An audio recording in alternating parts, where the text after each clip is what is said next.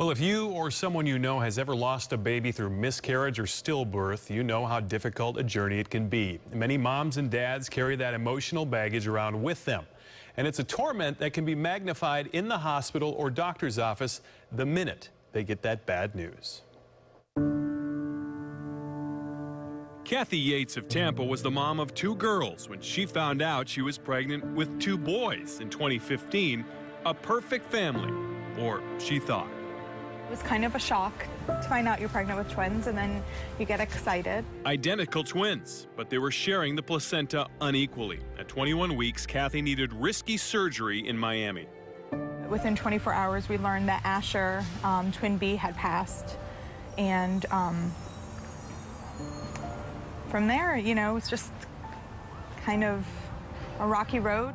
A road far too commonly traveled by parents-to-be. According to the Mayo Clinic, 1 in 5 pregnancies end in miscarriage. It was a healthy pregnancy. For Ashley Gahn and her husband Kevin, a baby girl, their first. But one day, Ashley noticed the baby wasn't moving as much. I went to bed that night and I told my husband, I was like, something's definitely wrong. We made an appointment the next morning for the doctor, and they had told us that she was gone. Ashley was told to go home, get a hospital bag in return for emergency delivery.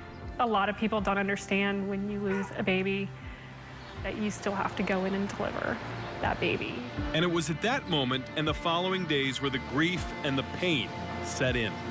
Absolute devastation. I mean, that's a moment where it's the flooding of overwhelm and the numbness and real almost detachment at times. Dr. Allison Saff-Sager is a clinical psychologist who specializes in perinatal loss.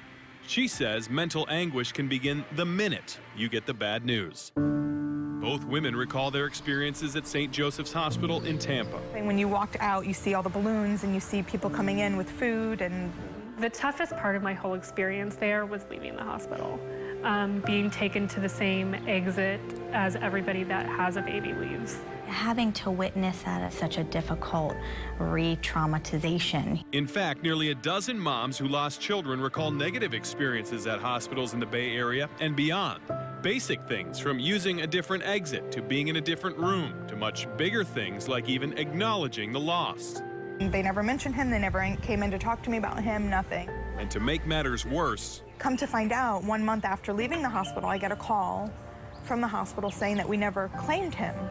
Within the hospital system, they likely try to do the best that they can in offering support. But I think it's really important for those moms and families to educate themselves as much as they can to ask for some additional support. But the moms agree.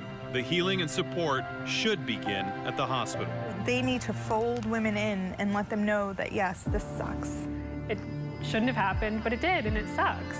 And it shouldn't be happening, but it did, and now I'm going to help you and I'm going to support you through this.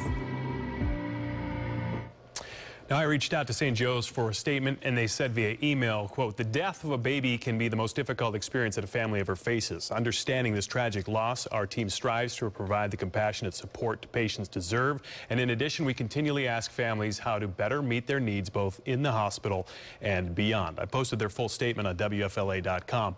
Hospitals do a good job, but most can do better. Moms and dads who learn they've lost a baby are overwhelmed when it happens, and the healing should begin in the hospital. It's something my wife and I have dealt with twice now, as early as just 2 months ago. And we talked about that today on Facebook Live. You can join us on the WFLA Facebook page. We'd like to hear you share your experience.